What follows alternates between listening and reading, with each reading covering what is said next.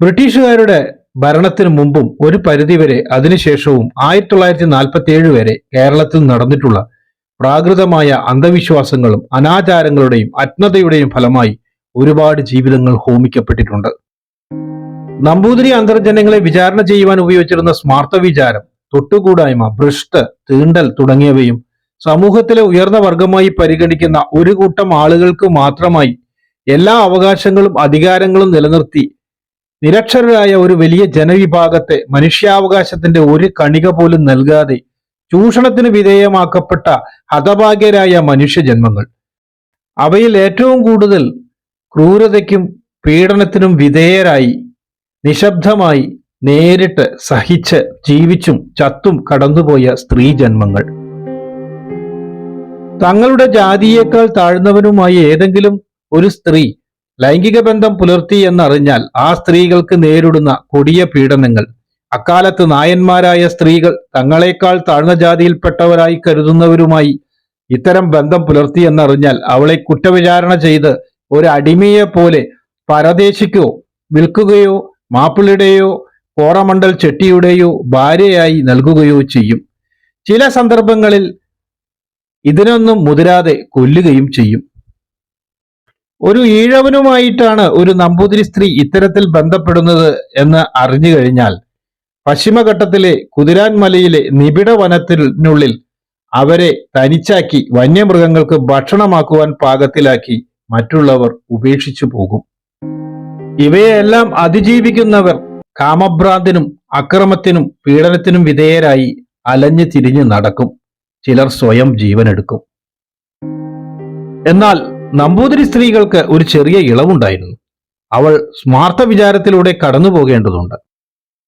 ചില സന്ദർഭങ്ങളിൽ മാസങ്ങളോളം നീണ്ടു നിൽക്കുന്ന കുറ്റവിചാരണയ്ക്ക് എത്തിയ വേദപണ്ഡിതന്മാർ ഓരോ കലാവിനോദങ്ങളിൽ ഏർപ്പെട്ട് മൂക്കുമുട്ടെ കുശാലായ സദ്യയും മറ്റും കഴിച്ച് ആഡംബരങ്ങൾ അനുഭവിച്ച് ആനന്ദിച്ച് ഈ ധൂർത്തിന് ചിലവാക്കുന്ന സ്മാർത്ഥ വിചാരത്തിന്റെ വേദിയായ ഇല്ലങ്ങളെ സാമ്പത്തികമായി ഞെരുക്കിക്കൊണ്ടിരിക്കുമ്പോൾ മനസ്സിന്റെ സ്വതസിദ്ധമായ ദൗർബല്യവും മറ്റും ഏതോ ഒരു നിമിഷത്തിൽ അടിയറ വെക്കപ്പെട്ടതിന്റെ ഗദ്ഗതവും സങ്കടവും മനസ്സിലൊതുക്കി തേങ്ങലോടെ വിങ്ങലോടെ നിർവികാരതയോടെ ഇനി നേരിടാൻ പോകുന്ന കൊടിയ പീഡനങ്ങളെ ഓർത്തിരിക്കുന്ന അന്തർജനങ്ങൾ.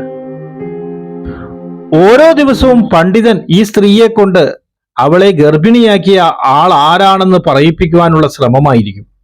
പെട്ടെന്ന് ആളെ പറഞ്ഞാൽ ചടങ്ങ് പെട്ടെന്ന് തീരും. പെട്ടെന്ന് തീരാതിരിക്കുവാൻ മറ്റുള്ളവന്റെ ചിലവിൽ മൃഷ്ടാനം തിന്ന് സുഖിച്ചിരിക്കുന്ന പണ്ഡിതന്മാർ കിണഞ്ഞു ശ്രമിക്കും. അവർക്ക് പരമാവധി ദിവസം നീട്ടിക്കൊണ്ടുപോകുവാനായിരിക്കും ആഗ്രഹം. പക്ഷേ ദുർബലരായ നിഷ്കളങ്കരായ ചില അന്തർജനങ്ങൾ പെട്ടെന്ന് ചിലപ്പോൾ ആരാണ് അവരെ ചതിച്ചതെന്ന് പറഞ്ഞെന്ന് വരും. സ്വജാതയിൽപ്പെട്ടവരാണെങ്കിൽ പുരുഷനും ശിക്ഷയുണ്ട്. അതുകൊണ്ട് തന്നെ തങ്ങളുടെ പേര് പറയാതിരിക്കുവാൻ വേണ്ടി പലപ്പോഴും അവർ ചോദ്യം ചെയ്യുന്ന പണ്ഡിതന്മാരെയും അന്തർജനത്തെയും സ്വാധീനിക്കുവാൻ ശ്രമിക്കും. എന്തായാലും മലബാറിൽ, പ്രത്യേകിച്ച് വടക്കേ മലബാറിൽ ഇത്തരത്തിൽ ജാതിപൃഷ്ട് കൽപ്പിച്ച് പടിയടച്ച് പിണ്ടം വയ്ക്കുന്ന അന്തർജനങ്ങൾക്ക് സംരക്ഷണം കൊടുക്കുന്ന ഒരു തീയ രാജകുടുംബമുണ്ടായിരുന്നു.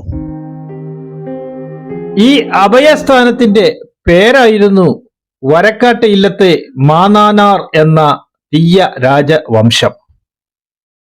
എൻട്രാകൾട്ട് എന്റർടൈൻമെന്റ് ട്രാവൽ കൾച്ചർ എന്ന ഈ ചാനലിലേക്ക് ഏവർക്കും സ്വാഗതം. ഇതിന്റെ പശ്ചാത്തലത്തിൽ ഉപയോഗിച്ചിരിക്കുന്ന ചിത്രങ്ങൾ ഇതിൽ പറയുന്ന സംഭവങ്ങളുമായി ബന്ധമില്ലാത്തവയാണ്. ദയവായി ക്ഷമിക്കുക. വീഡിയോ ഇഷ്ടമായ ലൈക്ക് ചെയ്യാനും ഷെയർ ചെയ്യാനും സബ്സ്ക്രൈബ് ചെയ്യാനും കമന്റ് ചെയ്യാനും മറക്കാതിരിക്കുക. വടക്കേ മലബാറിലെ തീയ രാജവംശമായിരുന്നു മാന്നാനാർ രാജവംശം. വടക്കേ മലബാറിലെ തളിപ്പറമ്പിന്റെ വടക്കു കിഴക്കായി സ്ഥിതി ചെയ്യുന്ന എരുവശ്ശേരിയായിരുന്നു ഇവരുടെ ആസ്ഥാനം. ഇതിനെ 5 അരമന എന്നായിരുന്നു വിളിച്ചിരുന്നത്. മാന്നാനാർ രാജവംശത്തെ നയിച്ചിരുന്നത് മന്നാനാർ അല്ലെങ്കിൽ അമ്മച്ചിയാർ ആയിരുന്നു. ഇദ്ദേഹമായിരുന്നു എല്ലാ തർക്കങ്ങളുടെയും അന്തിമ വിധി നിർണയിച്ചിരുന്നത്. 200ഓളം നായർ പടയാളികൾ ഈ രാജാവിന് ഉണ്ടായിരുന്നു. അകമ്പടി ജനത്തോടൊപ്പം പല്ലക്കിലായിരുന്നു ഇദ്ദേഹം സഞ്ചരിച്ചിരുന്നത്. മറ്റ് നാടുവാഴികളും പ്രമാണിമാരിൽ നിന്നും ഒരു വ്യത്യാസം മാത്രം. പല്ലക്കിൽ യാത്ര ചെയ്യുമ്പോൾ നായരെയോ രാജാവിനെയോ കണ്ടാൽ അവരുടെ മേൽക്കോയ്മ അംഗീകരിക്കാൻ എന്ന വണ്ണം കാൽ പല്ലക്കിന് പുറത്തേക്ക് ഇടുമായിരുന്നു അത്രേ. ജാതിഭ്രഷ്ട് കൽപ്പിച്ച ചിറക്കൽ രാജകുടുംബത്തിലെ സ്ത്രീയിലെയോ ഏതോ ഒരു നമ്പൂതിരി സ്ത്രീയിലോ ജനിച്ചവരാണ് മാന്നാന്മാരുടെ പിൻതലമുറക്കാർ എന്ന് കരുതുന്നവരും ഉണ്ട്. മന്നൻ എന്നാൽ രാജാവ് എന്നർത്ഥം. ഇതിൽ നിന്നായിരിക്കാം മന്നാനാർ എന്ന പേര് ലഭിച്ചത്. 5 അരമനകളുടെ ഭരണം ഇദ്ദേഹത്തിന്റെ നിയന്ത്രണത്തിലായിരുന്നു.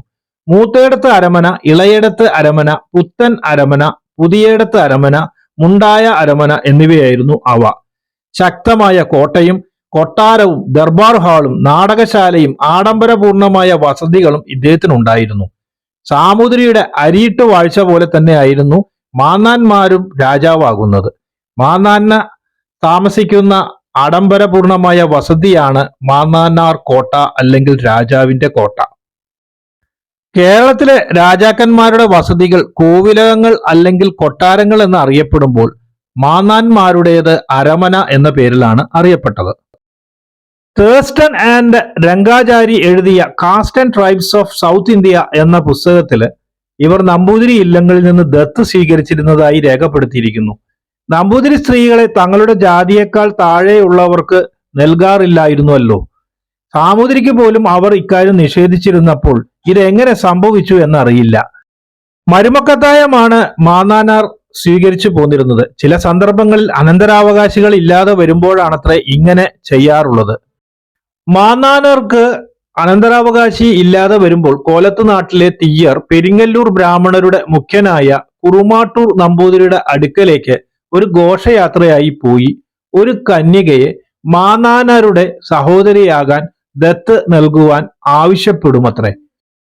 കുറുമാട്ടൂർ മറ്റു നമ്പൂതിരിമാരുടെ ഒരു യോഗം കൂടി ഒരു കന്യകയെ തിരഞ്ഞെടുത്ത് നൽകുമത്രേ.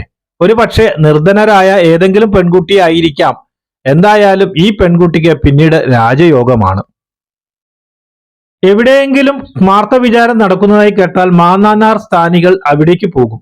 പുറത്താക്കപ്പെടുന്ന പെൺകുട്ടി അല്ലെങ്കിൽ അന്തർജനത്തെ അനുചരന്മാർ തളിപ്പറമ്പിൽ മാന്നാർ അരമനയുടെ അടുത്ത് 2 പാതകളായി പിരിയുന്ന സ്ഥലം വരെ അനുഗമിക്കും. പെൺകുട്ടിക്ക് ഏത് പാത വേണമെങ്കിലും തിരഞ്ഞെടുക്കാം. കിഴക്കു ഭാഗത്തുള്ള പടിപ്പുരയിലേക്കുള്ള പാതയാണെങ്കിൽ മാന്നാനറുടെ ഭാര്യയായി കഴിയാം. അതല്ല വടക്കു ഭാഗത്തേക്കുള്ള ഗേറ്റിലേക്കാണെങ്കിൽ അദ്ദേഹത്തിന്റെ സഹോദരിയായി കഴിയാം. ഇതിനുശേഷം സാധാരണ ഒരു കുഞ്ഞ് ജനിക്കുന്ന രീതിയിലുള്ള അല്ലെങ്കിൽ അതിനെ തുടർന്ന് നടക്കുന്ന എല്ലാ ചടങ്ങുകളും നടത്തി പുതിയ ഒരു ജീവിതത്തിലേക്ക് അവർ പ്രവേശിക്കുന്നു. വരകത്തീയന്മാർ സ്വർണ്ണാഭരണങ്ങളും പട്ടുവസ്ത്രങ്ങളും എല്ലാം ധരിച്ചിട്ടായിരിക്കും നടക്കുന്നത്. എപ്പോൾ വേണമെങ്കിലും എടുത്തു പ്രയോഗിക്കാൻ പാകത്തിൽ ധരിച്ച ചുരികയും പരിചയും അവർക്കുണ്ടാകും. ഇവർ പോരാളികളായിരുന്നു. ഏതെങ്കിലും ഒരു വ്യക്തി ഏറ്റുമുട്ടാൻ വരുമ്പോൾ ആദ്യം അംഗത്തിന് വെല്ലുവിളിക്കും. ഒരു ബെൽറ്റ് ചുറ്റുന്നത് പോലെ അരയിൽ ചുരിക ചുറ്റി വെച്ചിരിക്കും. അതിനു മുമ്പിൽ വസ്ത്രം ധരിക്കുന്നത് കൊണ്ട് ആയുധമില്ലാത്ത ഒരു മനുഷ്യരെ പോലെ ആയിരിക്കും ഇവരെ കാണുക. അതുപോലെ തന്നെ എപ്പോഴും എന്തിനേയും തടുക്കാൻ പാകത്തിൽ ഒരു പരിചയം ഇവർ കൊണ്ടു നടക്കാറുണ്ട്. ഏതെങ്കിലും ഒരു സന്നിഗ്ധ ഘട്ടം വരുന്ന സമയത്ത് പെട്ടെന്ന് തന്നെ ഈ ചുരിക പുറത്തേക്കെടുത്ത് അവർ അംഗത്തിന് തയ്യാറായി നിൽക്കാറുണ്ടത്രേ. ചിറക്കൽ രാജാവിന്റെ കൊട്ടാരത്തിലെ പ്രധാനപ്പെട്ട ചടങ്ങുകളിൽ മാന്നാന്മാർക്ക് പ്രത്യേക പരിഗണന ഉണ്ടായിരുന്നുവത്രേ. മറ്റ് രാജകുമാരന്മാർക്ക് വാട്ടിയ വാഴയിലയിലാണ് ഭക്ഷണം വിളമ്പിയിരുന്നതെങ്കിൽ മാന്നാനാർക്ക് പട്ടിലയിലായിരുന്നു അത്രേ ഭക്ഷണം വിളമ്പിയിരുന്നത്. ബ്രിട്ടീഷുകാർ ഭരണം ഏറ്റെടുക്കുമ്പോൾ മൂത്തേടത്ത് അരമനയ്ക്കൽ കുഞ്ഞിക്കേളപ്പൻ മാന്നാനർക്ക് പശ്ചിമഘട്ടത്തിൽ നിന്നും കിഴക്കൻ കർണാടക വരെയുള്ള സ്ഥലങ്ങളിലെ 23 കുന്നുകൾ അടങ്ങുന്ന 2230 ഏക്കർ സ്ഥലവും ഒരുപാട് കൃഷിസ്ഥലങ്ങളും ഉണ്ടായിരുന്നു അത്രേ. 1822 മാന്നാന്മാരുടെ സാമന്തന്മാരായ കാരക്കിടം നായനാർമാർ ബ്രിട്ടീഷുകാർക്ക് വേണ്ടി മാന്നാന്മാരുടെ സ്ഥലങ്ങളിലെ നികുതി പിരിക്കുവാൻ തുടങ്ങിയതോടെ മാന്നാന്മാരുടെ പ്രസക്തി ഇല്ലാതായി. മാന്നാന്മാർക്കെതിരെ ചിറക്കൽ കോവിലകത്തിന്റെ പിന്തുണ കൂടി നായനാർക്ക് ലഭിച്ചതോടെ അക്ഷരാർത്ഥത്തിൽ മാന്നാനാർ മരിച്ചതിന് തുല്യമായി. മാന്നാനാരിലെ അവസാനത്തെ ആളായിരുന്നു കുഞ്ഞിക്കേളപ്പൻ മാന്നാനാർ. 1902 മാർച്ച് 27 കുഞ്ഞിക്കേളപ്പൻ മാന്നാനാർ തങ്ങളുടെ മേൽക്കോയ്മയിലുള്ള നുച്ചിയാട്ട് ക്ഷേത്രത്തിലെ കണക്കുകൾ പരിശോധിച്ച് 5 അനുചരന്മാരുമൊത്ത് മടങ്ങുമ്പോൾ വഴിക്ക് വെച്ച് ആക്രമിക്കപ്പെടുന്നു. കുഞ്ഞിക്കേളപ്പൻ മാന്നനാർ കടാരക്കുത്ത് കൊണ്ട് കൊല്ലപ്പെടുന്നു. ഇദ്ദേഹത്തിനെ വധിക്കുവാൻ വന്നവർ മലപ്പുറത്ത് നിന്നുള്ളവരായിരുന്നു അത്രേ. ഇദ്ദേഹത്തിന്റെ ഭാര്യയെ അമ്മച്ചിയാർ എന്നായിരുന്നു വിളിച്ചിരുന്നത്. ഇവർക്ക് 2 മക്കളുണ്ടായിരുന്നു. അതുവരെ ഉണ്ടായിരുന്ന എല്ലാ പ്രതാപവും ഇതോടുകൂടി അവസാനിക്കുകയാണ്. ബ്രിട്ടീഷുകാരുമായിട്ട് ചില വ്യവഹാരങ്ങളും ഒക്കെ നടത്തിയെങ്കിലും ഇവർക്ക് ഒന്നും ലഭിച്ചില്ല. അങ്ങനെ കേരളത്തിലെ തന്നെ, പ്രത്യേകിച്ച് മലബാറിലെ തന്നെ ഏറ്റവും പ്രമുഖമായ തീയ രാജവംശത്തിന്റെ പതനം അവിടെ നിന്ന് ആരംഭിക്കുന്നു. അവരുടെ അനന്തരാവകാശികൾക്കൊന്നും ഒരു അവകാശങ്ങളും ലഭിച്ചില്ല. അടുത്ത വീഡിയോ സ്മാർത്ത വിചാരം അഥവാ ഭ്രഷ്ട് എന്ന അനാചാരത്തെ ധൈര്യപൂർവം നേരിട്ട് അതിനെ തന്നെ ഈ ഭൂമുഖത്തിൽ നിന്ന് തുടച്ചു നീക്കുവാൻ വേണ്ടി പടപൊരുതിയ ഒരു ധീര വനിതയായ അന്തർജനത്തിന്റെ കഥയാണ്. കഥയല്ല, ഇത് ചരിത്രമാണ്. അത് നമുക്ക് അടുത്ത വീഡിയോയിൽ ചർച്ച ചെയ്യാം. വീഡിയോ മറക്കാതെ കാണുമല്ലോ. എല്ലാവർക്കും ഒരിക്കൽ കൂടി നന്ദി.